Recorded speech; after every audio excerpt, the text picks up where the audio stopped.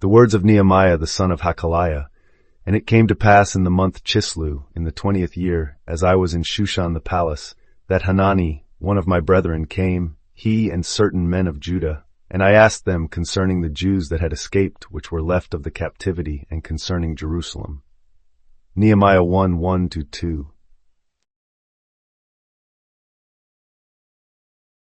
When Nehemiah's brother Hanani appears with news of Jerusalem's ruins, know this is no mere report of stones and walls, but the Holy Spirit drawing near, whispering to your inmost consciousness that the dream you once bore is lost, scattered among the captives of your own doubt.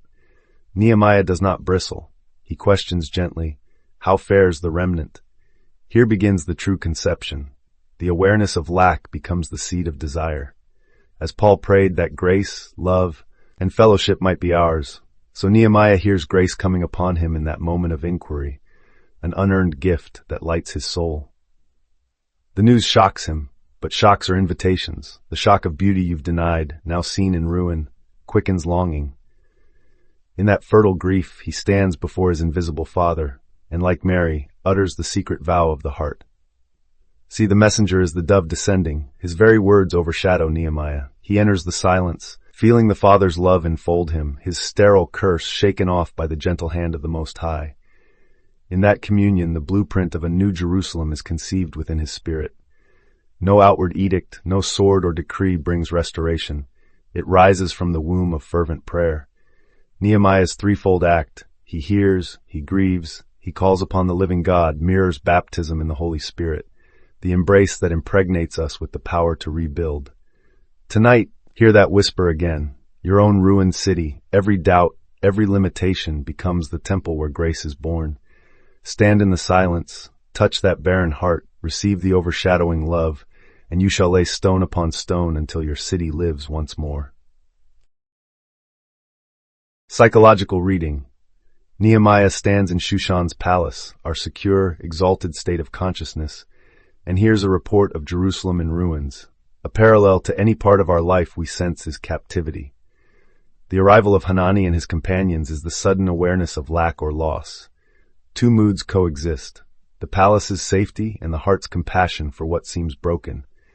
This tension stirs Nehemiah's inner longing, the first movement toward transformation. Metaphysical mechanics, the news from Judah is not historical fact but the creative word operating in imagination.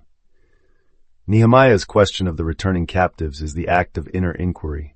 What have I left undone? Where do I stand? When he asks, he activates the power that brings latent conditions into form. The messenger, Hanani, is the imaginal touch, the Holy Spirit stirring the awareness of need.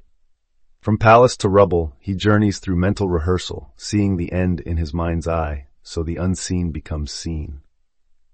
Empowerment key. This passage unveils our sovereign gift, the ability to inquire and receive insight from our own higher self.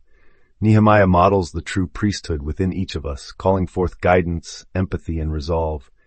He shows that divine power lives in the simple question addressed inwardly. In that moment of honest seeking, we tap the grace of realization, the same power by which the entire world was formed. Practical bridge. 1. Identify the ruin you wish to restore, career, relationship, health, and feel both the ache of loss and the security of your palace. 2. Call forth your inner messenger. In stillness ask, what word must I hear? What next step is revealed? Allow the answer to arise quietly. 3. Receive it without judgment. Feel the relief and love in that transmission. This is your divine empowerment. 4. Hold the vision of reconstruction vividly. Walk mentally through each stage as Nehemiah did until the New Jerusalem feels already built. 5. Act from that empowered state. Your inner inquiry has set creation in motion. Your faith-filled steps complete it.